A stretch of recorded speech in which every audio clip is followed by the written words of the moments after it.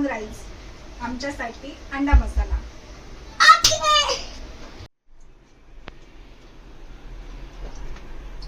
तेल मस्त गरम झाला की याच्यात कांदा टाकायचा।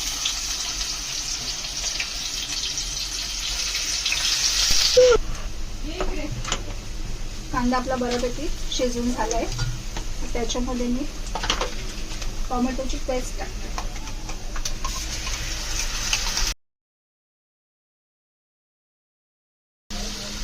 टोमॅटो आता आपला थोडं परतून घेतलं, त्याच्यानंतर मी हे वाटण टाकते। आलं, लसूण, कांदा, खोबरं सगळं भाजून हे वाटण तयार केलेलं आहे ते मी त्याच्यामध्ये टाकलं।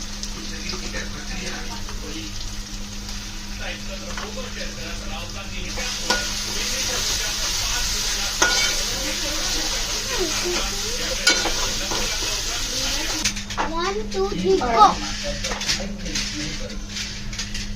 जिरा पावडर, धना पावडर,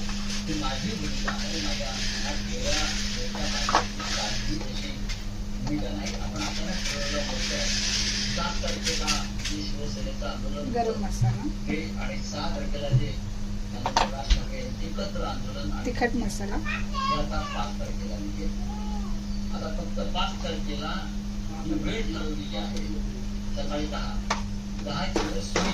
हा जो मी लाल मसाला टाकला हा आमचा घरगुती मसाला, तो आपण दरवर्षी बनवतो घरी मिरच्या वगैरे वाटून तसा बनवलेला आहे।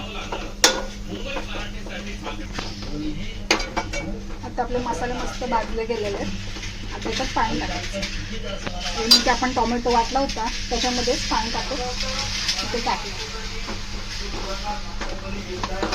ज्याप्रमाणे तुम्हाला ग्रेव्ही पाहिजे असते त्याप्रमाणे पाणी टाकायचं। थोडं पातळ पाहिजे असेल तर थोडं जास्त टाका, घट्ट पाहिजे असेल थोडं कमी टाका।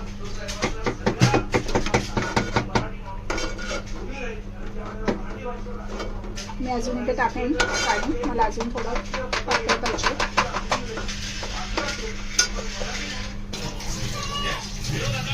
सगळ्यात महत्त्वाचं मीठ तुमच्या अंदाजाप्रमाणे टाकून द्या। उकळी यायला ठेवून द्या। आपल्याला एक आता उकळी घ्यायची आणि मग याच्यामध्ये अंडी टाकायची। अंडी मी बॉईल करून घेतलेले आहेत अगोदर, ते आपण याच्यामध्ये नंतर टाकणार आहोत। तर आपला रस्सा उकळलाय, आपण याच्यात अंडे टाकूया। तुम्हाला पाहिजे असेल तर तुम्ही अंड्याचं फ्राय करून मसाला, हळद, तिखट, मीठ लावून फ्राय करून पण टाकू शकता, पण मला आता घाई आहे म्हणून मी जस्ट फक्त अंडे बॉईल करून कट करून त्याच्यामध्ये टाकते।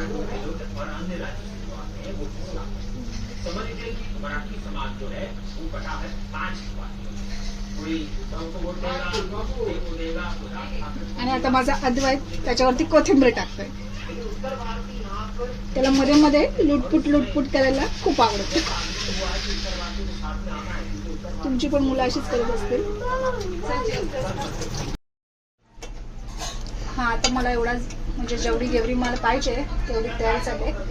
आता मी हे बंद करते। रस्सा आपला तयार आहे। 5-10 मिनिटं तुम्हाला जसं पाहिजे तेवढा ठेवा आणि बंद करून टाका गॅस। आता हा आपला तयार आहे।